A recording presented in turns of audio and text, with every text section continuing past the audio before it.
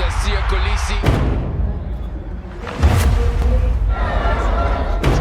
three. First tackle. Over the top they go. Siya got Mapimpi. Does not need him. Try number 4. Siya. Investec Champions Cup Round 2. The DHL Stormers, the informed South African team, 1 win from 1 outing in Bayonne. Unbeaten. Your team, Zelzy, your team, you and I will be flying in on Saturday.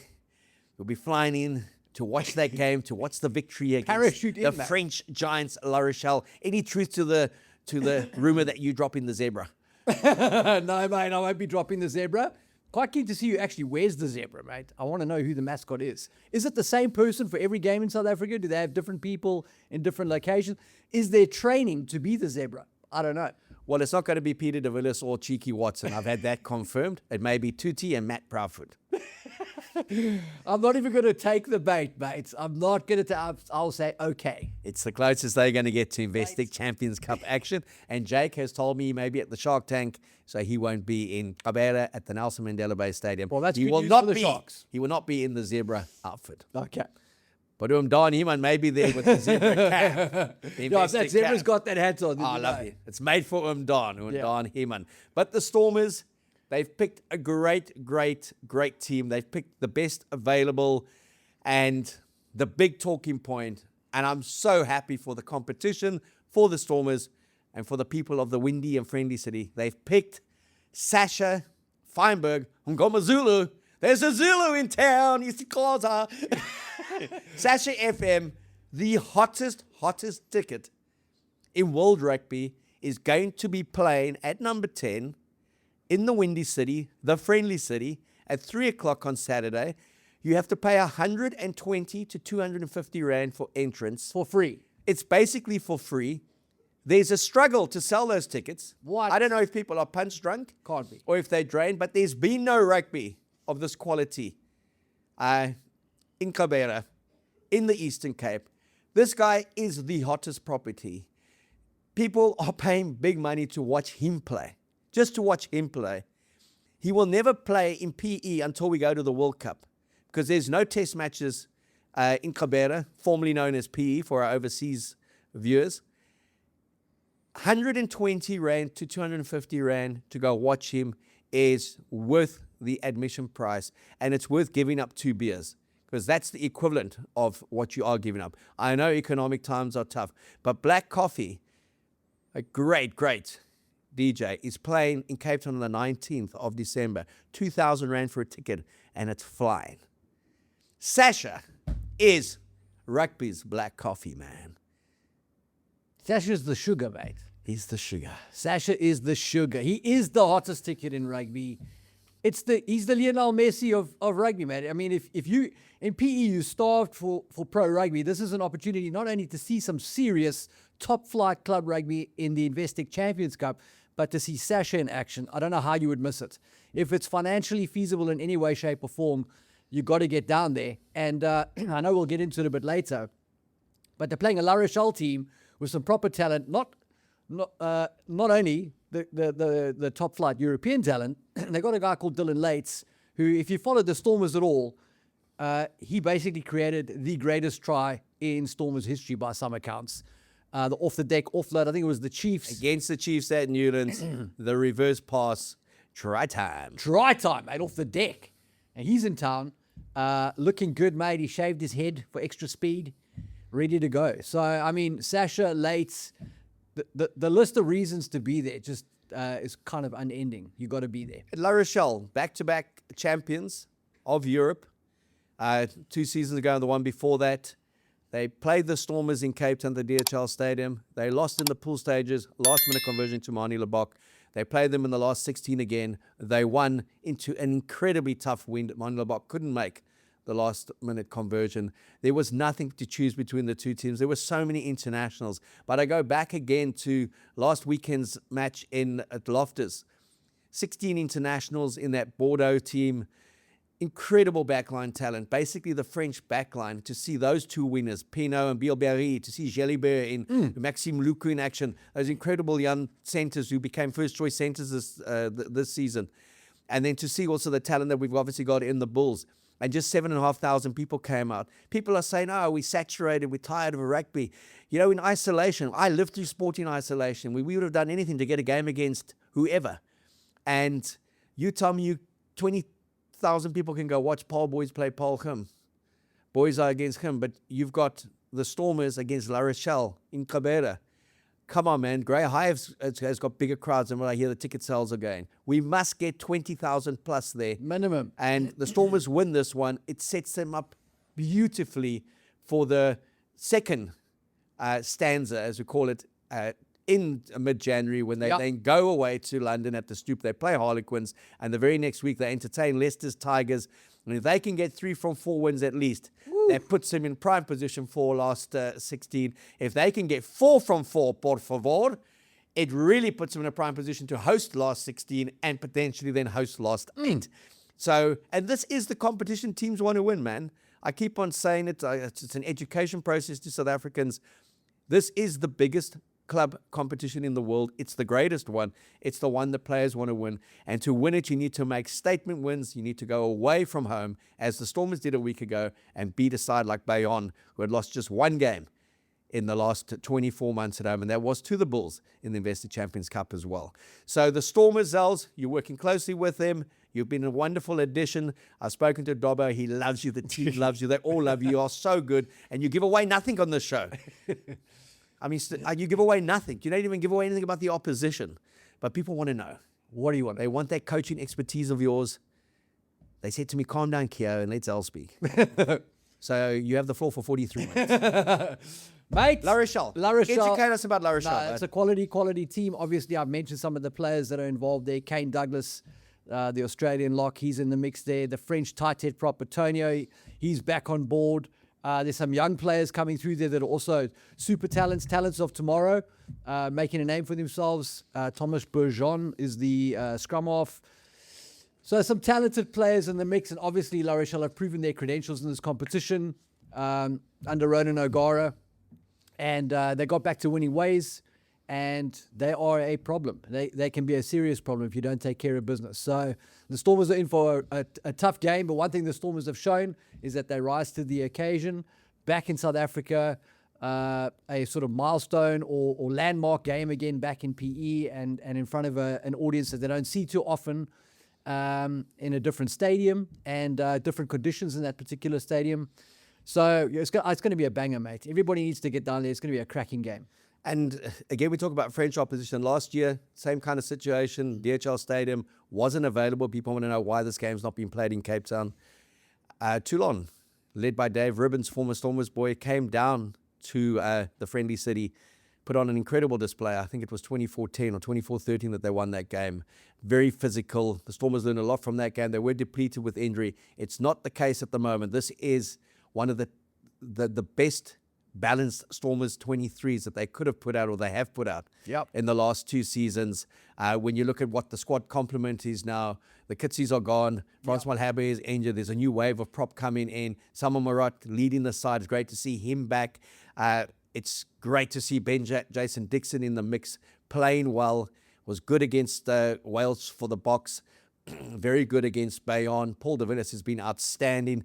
And then just you talk about Sacha FM, the combo with Kobus Reinach at 9. He played that one game against Gqeberha, it was, when he made his debut. Played for 5-6 years at Montpellier. Played at Northampton Saints before that. He's been the form 9 with Grant Williams in South African rugby. Just to have that combination, that experience of Reinach at 9, and then the flamboyance, the flair and the wonder of Sacha, as they call him in New Zealand. Sacha, he's not a Sacha, he's a Sacha. He is the hottest property. Just get there to just watch this guy play. Mate, the word is speed. I mean, Kirby and Sacha are 2 oaks that can redline it in a hurry, and they are rapid. So that's a massive speed threat that La Rochelle have to take care of. And if you look at that backline, mate, the guy that I'm excited to see go is Johnny Roche, because he's between Ruan Null at the outside centre. He's got Sacha at fly half. He's got Kirby at 9. That back row of BJ, Paulie, and Evan is power. I mean, he's got a great opportunity, a great platform to make a statement. I think the ceiling is very high on this kid. I rate him highly, and I'm excited to see him go. I think it's going to be a good one for him. And if you look at Johnny Roach, a lot of talk, Zimbabwe Sables want him. He's born over in Zimbabwe. His family's from Zimbabwe. They was educated at Bishops. Comes from great stock. There's 4 or 5 guys, I think, in the Stormers squad who potentially could play for the Zimbabwe Sables at the 2027 World Cup.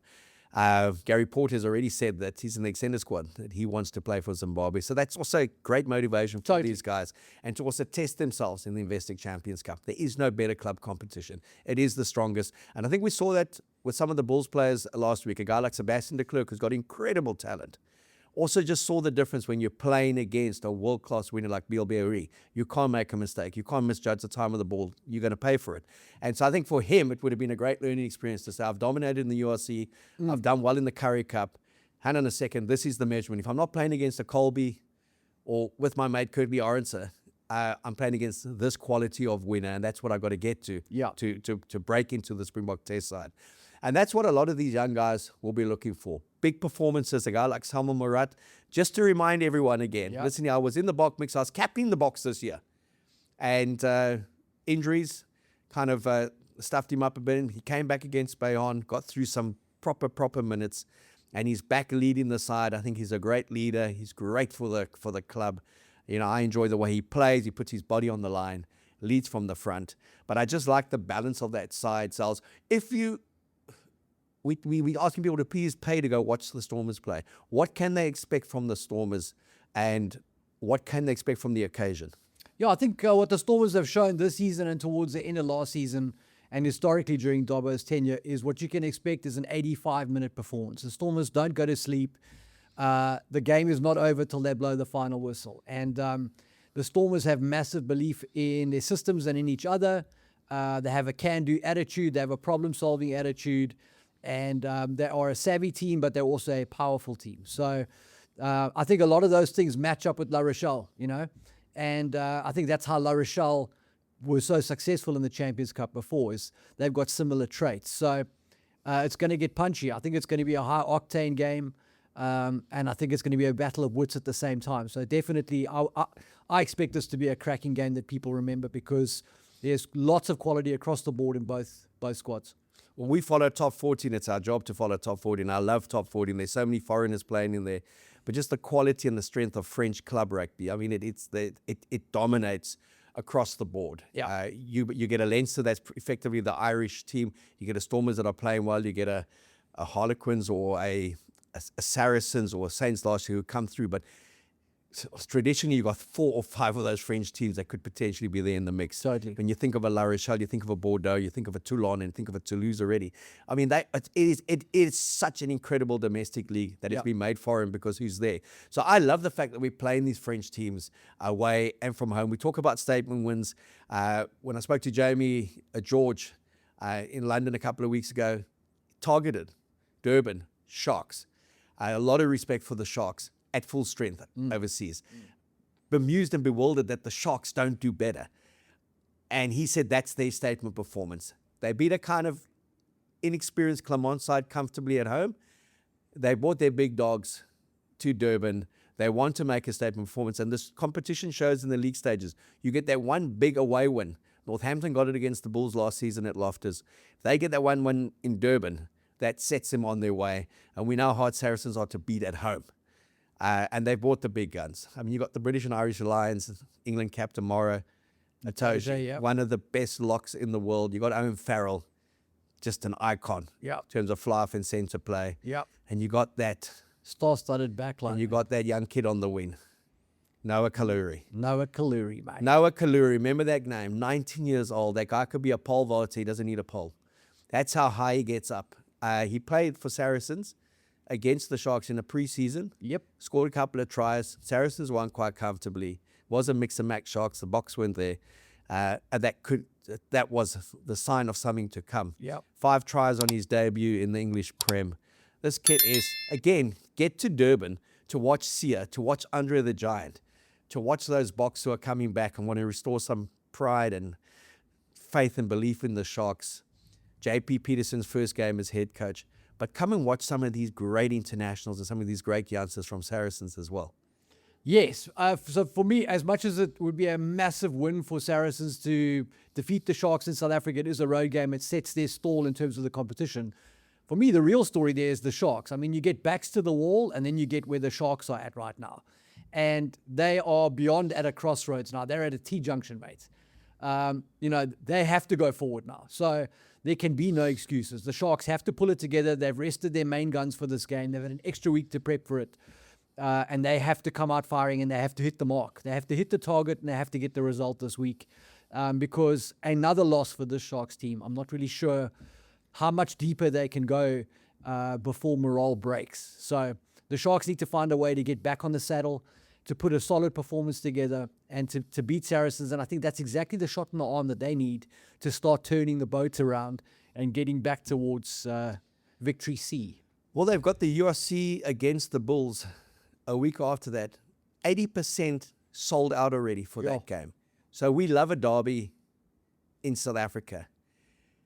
But you've got such a good Saracen side with so many quality internationals in it. Get there and make this the appetizer, the curtain raiser to that big derby. Because the Sharks perform well, somehow shock everyone and get the win. And, we'd ordinarily say the Sharks should be favourites at home against any team. Totally. Given the quality and the calibre of player that they have. Yep. Just the circumstances, it's been a shambles. It's been diabolical there. But Siya Kolisi's come out with fighting talk since the Bok schedule ended. He's taken it on himself to lead from the front. You're going to get a performance. That guy's going to empty the tank, okay? It'll be interesting to see if there's a change in attitude and dynamic because JP Peterson is in charge for the first time. Does their pack function well? Can they keep Saracens in check? And then obviously Andre the Giant has just been, he's been around since 2018 for the Springboks and before that for the Sharks, and then obviously Japan, Harlequins are back to the Sharks. But if you talk about a breakthrough year, it's this year. He is the hybrid breakthrough player of the year. Totally. I mean, one thing we didn't think about Andre was that he was going to be some kind of innovator, but now he's the lead innovator, right? He's playing in the backs, he's playing in the forwards, he's mixing it up in the mauls, he's mixing it up in the midfield. So had a sensational season, and he needs to translate that now into the Sharks setup. I'm sure he's a lovely guy off the field, but on the field he needs to be a massive leader now. He needs to lead from the front and take the Sharks by the scruff of the neck with Siya and drag this team forward. We've got to get back to winning ways at the Sharks. It's not great to watch some of the country's best players floundering.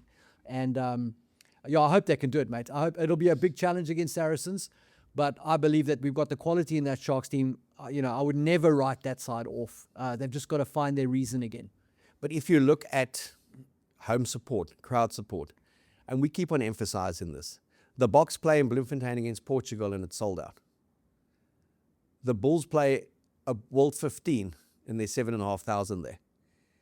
The Stormers, I think it's 10,000 tickets sold. They should be getting 30,000 plus just because of the occasion in a rugby-starved province. We won't even speak about what's happening with the Lions and the EPCR, but Durban, that needs to be near capacity. It needs to have a buzz to intimidate opposing teams.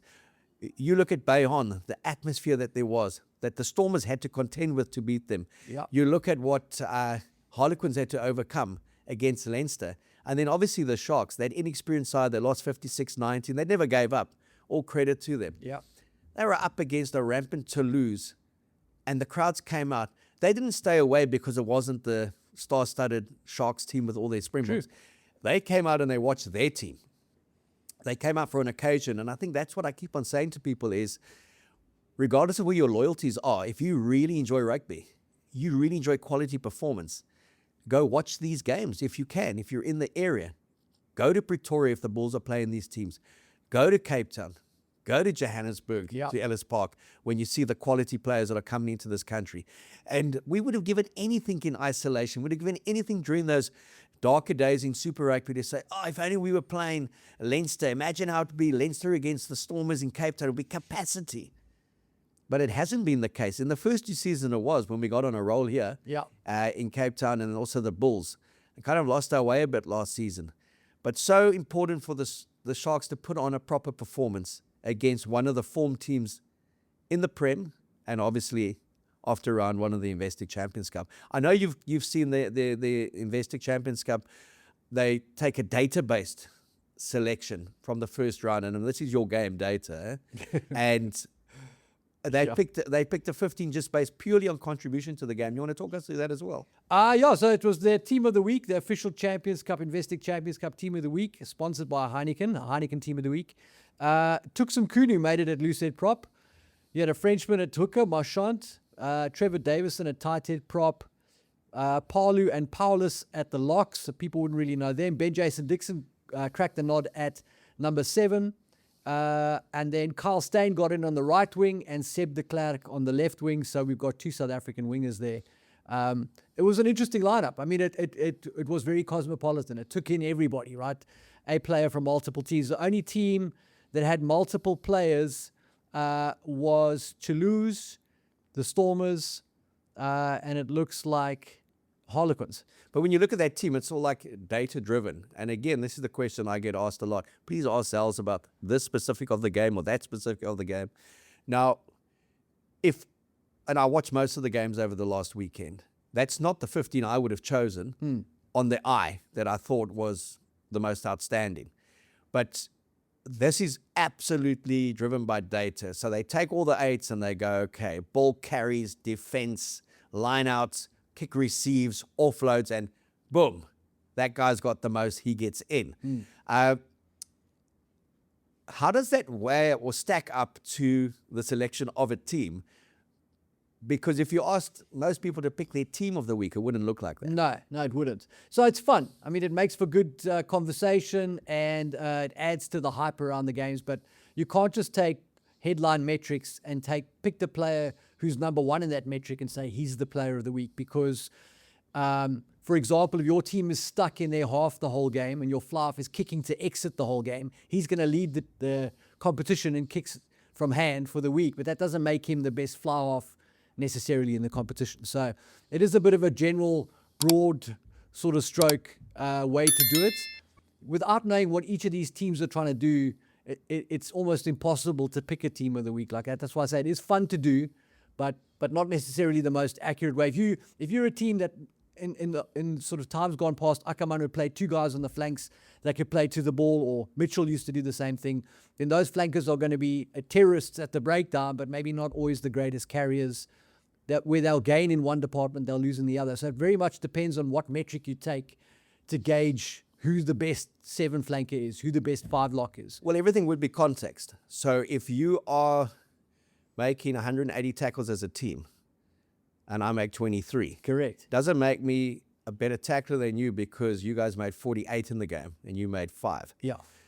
And so I've always said those stats have to be looked at. So kicking meters, especially tackles, lineouts, and then meters made on attack from your outside backs, because you intercept and you've already been clocked with 70 meters.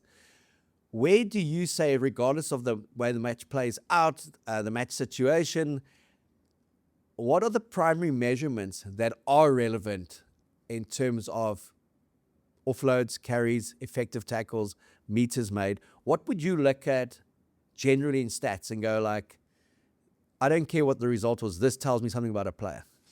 So for an individual player, that's tricky because it depends very much on the game. But for a team, you want to look at the stats that are going to be indicators of success. And so overwhelmingly in the history of professional rugby, the teams that kick the most win the most. So you're looking for kick volume in terms of number of kicks, kick volume in terms of meters, and then measuring that against what the opposition did and seeing where your team comes out in that equation.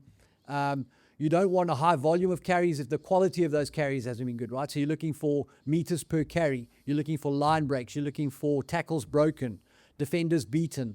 Those are things that have to complement, because if you have a high volume of carries that are on average going backwards, that is not a good thing to have. For tackles, you don't want a high volume of tackles if they're passive. You want a high volume of tackles that are dominant or aggressive. And you want those tackles to turn into turnover. So you don't want to see your team making 200 tackles in a game. Ideally, you'd have your team making 50 tackles in a game to win 10 turnovers. So you're making it a turnover every 5 tackles rather than one every 20 tackles. So you kind of have to stack the metrics together. But those are some of the key indicators, I would say, that point towards a team that's being efficient on attack and defense in the kicking game. If you look at you working closely with the Stormers, where would be the areas that they've improved at radically, say from the last season, or the areas, a point of differentiation from the last 2 or 3 seasons, where they were seen as a team that played a lot of transitional rugby, some would say helter-skelter at times, played a lot within their own half, so scored some of the most amazing tries of the season, but were always at a risk to turn over ball and actually be punished on the counter-attack. If you speak into the layperson who just watches on a Saturday, doesn't necessarily follow it and follow the intricacies, what would you say, what are the Stormers doing well or better than they've done, say, in previous seasons? I think the Stormers just do a great job of the fundamentals. So the set piece fires and operates very efficiently. That gives you a base to attack from and a base to defend from. It helps you to control the field in terms of the penalty count. It repels what your opponents are trying to do. So if your scrum is manhandling their scrum, or your lineout is disrupting their lineout, or their defensive lineout can't disrupt your attacking lineout, those are things that are problems for the opposition. So that fundamentals thing is massive. The defense is on another level. Absolutely superb defense in terms of the efficiency within the plan that the Stormers have. And then I think the Stormers are ruthless about playing smart rugby. And so they don't gamble when they shouldn't gamble, and they do gamble when the odds are good to get return on it. And I think the combination of those things makes them a very difficult team, combined with the fact that Dobbo's built a side that culturally can absorb injuries, and the next man up can do the job just as well. When you look at the other 2 South African teams, the Bulls and the Sharks, what are they doing, or what should they be doing to make them more successful and contenders against the very best teams? Yeah, so we've spoken about the Bulls. It's early days in Akker's tenure, and he's got a fantastic squad, some really, really great players there. But I think they may be guilty of leaning too much into the attack, and maybe the defense has kind of been left behind, because the defense has got massive holes in it. We saw it again this weekend. And, to be scoring 2 tries but conceding 3, or scoring 4 tries but conceding 5 is not good for morale either. So nobody's saying that the Bulls have to be 10-man rugby and must shelve all of their attacking plans, but there definitely needs to be a refocus on ramping up the quality of their defense. They've definitely got the set piece in terms of the talent available. They've got the talent there to put a set piece together that should be formidable. Between Ron O'Keefe and Will Callow, you've got no reason why your line-out and scrum shouldn't fire. And then for the Sharks, just a wealth of talent, maybe too much talent. They've stockpiled maybe too many players. I don't know. Something needs to pull that together. Both the Bulls and the Sharks, I would say, are probably guilty of not emphasizing field position enough. I think there are times where both of those teams are probably playing a bit too much rugby. If they could get onto the right side of the halfway line, things might turn for them. But those are off the top of my head things that I would think would be imperatives for the Bulls and Sharks. All right, we're talking about the Bulls, Sharks, and the Stormers. They are our trio in the Investec Champions Cup. After round 1, the Stormers won, obviously, in Bayonne. The Bulls 33-22 up against the Bulls at Loftus. Lost that one 46-33. And the Sharks, with an inexperienced side, 56-19, they went down to lose. But people asked, Keo Zels, what is your South African team of the week? And I took the liberty of only producing one because it's a conflict of interest for you. Otherwise, I'll just pick all stars. Otherwise, we'd have 50 Stormers, because how do you explain to them at the coffee break that you work? So I've picked this one based on studying the tapes 26 times over the last 3 days. Okay. On SuperSport Blitz. 15, Wandisile Semalani. Oh, I love it. 14, Kaina Moody, Bulls. Good choice. Johnny Roach, 13. I like Look that at you kid. go, mate. Dan Duplessis, you're going to have a Duplessis. You've got plenty of Stormers. Sebastian de Klerk was exposed on a few things defensively, but a great talent. Andre Pollard did enough in their first 40 minutes to be the best of the 3 South Africans out there. Emmy Khan at 9. And then the old war veteran, and I say war because going to war with the Bulls, Marcel Coetzee at 8. Oh, nice. Ben Jason Dixon at 7. Paul de Villiers at 6. Ruud Nokia, and he played in basically the last 50 minutes, but just such a quality player. Love what I saw from Saman Murat when he came back, led the team last weekend. Liam Fouché is always making my team. He's in at 3. Akker van der Merwe, roll back the clock at 2. And Gerhard Steenekamp. Just there wasn't a loose set for me that was better, just in terms of impact, even though he was up against it in terms of how they were starved of ball at Loftus in that second half. And that is Keo Proxy for Zels Investing Champions Cup South African Round 1 Team of the Week. The two changes I would make is that I've took some Kunu at loosehead prop, showed great. Oh, La Rochelle yellow, mate. What do you say? You'd have a loosehead prop from the Stormers and Kunu at loosehead prop and Batu Klikani, mate. For me, the Sharks' plan is 2 words. They need to get the whiteboard out. JP needs to write Batu Klikani. Pass him the ball. That's the guy. That's the guy to help the Sharks turn things around. He is a monster, mate. No, well, I've actually, that's why I put on the bright shades, because I knew you'd shock me with a selection. But you actually, I can't believe you are touting the La Rochelle yellow. I'm not touting La Rochelle yellow. I'm trying to tout a bit of fashion here. These actually belong to my 4-year-old daughter. I love it. So I see people were saying like, hey, you're too French, you're too Kerwin, you're too this, you're too that, with my wonderful shades. I like these ones. I love these ones that I got at Paddington Station. Yes. But I thought I'd also just take Bath. Serious guys, Johan van Graan. The serious guys of the competition. Those That's guys. black now, man. That's also La Rochelle. I'm worried about you. Mate, I do love the French clubs, but not enough to back them to beat us.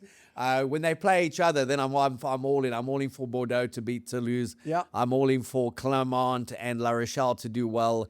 And I always obviously had a little soft spot for Toulon when all the South Africans were playing there, especially Bakkies, Boerder, Joe van Niekerk, Donnie Rousseau.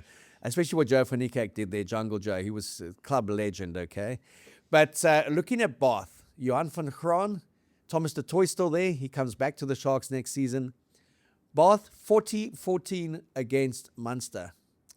The Stormers went and got an incredible URC win against Munster. And you analyze that game. You analyze Munster and that. 17 of the 23 that played against the Stormers went to the Rec to play against Bath. And of the starting 15, 10 of the 15 were the same. 12 of the starting 15 against Bath were involved against the Stormers. 2 came off the bench. There were only 3 that came into the side, and one of them, Jack Crowley, the 10, was unavailable through injury. That's effectively the team that the Stormers heroically beat. For Bath to put them away that convincingly, what does that say about the quality of Bath at the moment and what Johan van Graan has done? No, look, Johan's done great things at Bath. That you can't take anything away from that. I also think, mate, maybe the Stormers just broke them. Maybe the Stormers broke them, mate. They're not the same. There's been some questions around Munster, and I think questions they've been trying to answer. It's almost like a microcosm of Ireland. There's some guys there who are fantastic players, iconic players, but the gap between them and the next guys coming through still seems to be bigger than it should be, maybe. And so I think that those are things they're going to have to solve with time.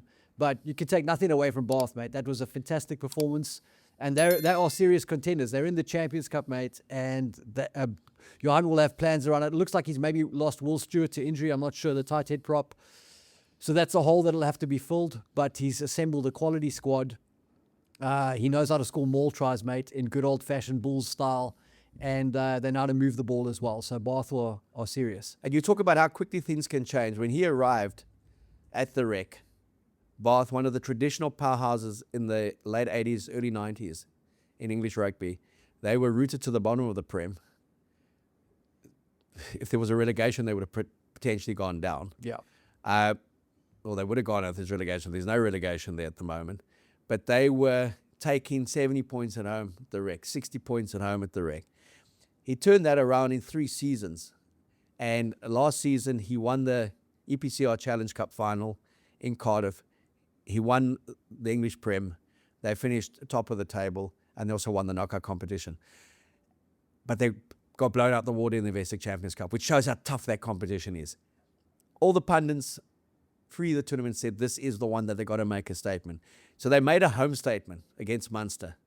They now go to the Stade Mayor and they play against Toulon.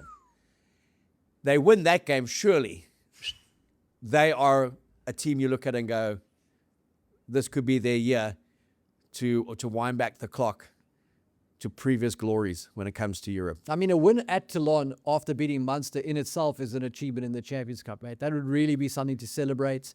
I think what makes Johan van Graan so successful, mate, is he can't break dance, but he does understand data. And Johan will find the shortest route to victory, right? He's not there to wow and dazzle. He's not going to tell his players a sexy story, but he understands the numbers and he knows how to win games, mate. And I think that you can see that in the way Bath have turned around so quickly. He's dived into some of the analytics and he's doing things efficiently. So a win at Toulon would be sensational. And if we talk about French teams winning away from home, Toulouse, Dupont's been back. He's played off the bench in a top 14 game. He's played off the bench against the Sharks. Glasgow at home. Franco Smith. We talk another South African who's done magnificently in Europe. For Glasgow, he's done it in the URC. They've won it already. They were competitive in the Vested Champions Cup. They went to Sale Sharks and beat them. So they've got that away win. That really positions them well. We know how difficult it is to win in Glasgow. The Stormers know how difficult it is to win. They haven't won there. Yeah. 2 quarterfinal defeats. Toulouse at home. Is that their big skull? Jeez. I mean, that'd be huge. Glasgow, that defense of theirs is nuggety and tricky. You can get stuck in the quagmire there quite easily. Toulouse, obviously a legacy team in the Champions Cup, French heavyweights. They kind of rose to recent prominence with a huge kicking game, long kicking game. They've kind of tweaked that now to be more of a contestable one. So this game is really going to be won in the trenches because Glasgow have got a way of soaking you up on defense, and Toulouse are going to be hoisting these contestable kicks up. They keep the game probably near the middle of the field. So that's going to be an arm wrestle, mate. And it's going to be, I think, 1 or 2 moments of individual brilliance that probably break that one open. For Franco Smith back from reffing the box to lead Glasgow, mate, and Toulouse looking for a win in Scotland. I don't know which way to call that one, to be honest. That'll be a good one. Well, I mean, round 1 was fascinating because you didn't quite know form going into it. Round 2 is even more fascinating because you now have the jeopardies already set in. Teams know what they've got to do. It's like the Bulls have to find a miracle to beat the Saints away from home without 5 of their leading Springboks. Wow. But don't just write them off. Stranger things have happened. The Sharks, can they be competitive at home to get their pool stages back on track? The Stormers, emphatically, they win that one. It really sets them up well. There's just so many good games. SuperSport is covering all the games. SA Rugby Magazine, live games are there. You go to the Investec Champions Cup page on the EPCR site. You go to their social media channels on Insta, on X. Just great content that's coming through all the time. All the match highlights, the tries, and there were plenty of them, and some sensational tries. And you get to vote for your try of the round. There were 5 nominees from last week. Emmy Khan was in there. I voted for him a few times, so they kicked me out with an IP address. There's just so much data. And you know, Zels, you're the data king. But on the EPCR site, after every game, every single player's data is released. The team statistics are released. So if you are in to your rugby that way, Get in there. you can stay online all weekend Yeah. and actually enjoy it. So much to see there. You're going to see Zels and myself in Gqeberha. We'll be rushing from the airport to the ground. And look out for us on Saturday night when we celebrate the Stormers' win. Buy us plenty drink. You know, I only drink Castle. He only drinks rum, brandy, and Coke. And the odd bit of water. Made me sound like a pirate. You are a pirate. Arr! You are a pirate. And then obviously one of our great supporters, Castle Lager, rally your squad. Rally your squad. And 130,000 Rand to be won there. The legacy cans, that campaign's still rocking and rolling. Brilliant. That's rugby, that's soccer, that's cricket. So you go to Soccer Mag, you go to SA Cricket Mag as well. That campaign's running on all 3 of the national sports that they've supported for the last 130 years. The taste that stood the test of time. And another property that stood the test of time is SA Rugby Mag, digital and print. It's into its 32nd year. Simon Borchardt doing a great job there, back as the editor. Beautiful. And there's 100,000 Rand that can be won for one person. All you got to do is register your details. You get a free digital mag every month, and you potentially get 100,000 Rand as well. So go onto the site. The details are there. Follow us on our WhatsApp channels, but mostly get to Gqeberha and watch Sacha play and get to Durban and watch Siya and Andre the Giant play. These are great players that are going to be in action. They're ours, and they're playing against some of the best in the world.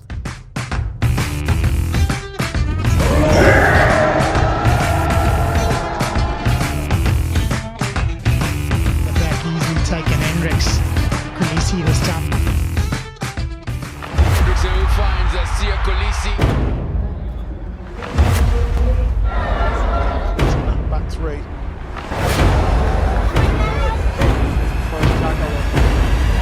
Over the top they go. Siya Kolisi's got Bapimpi. Does not need him. Try number 4. Siya.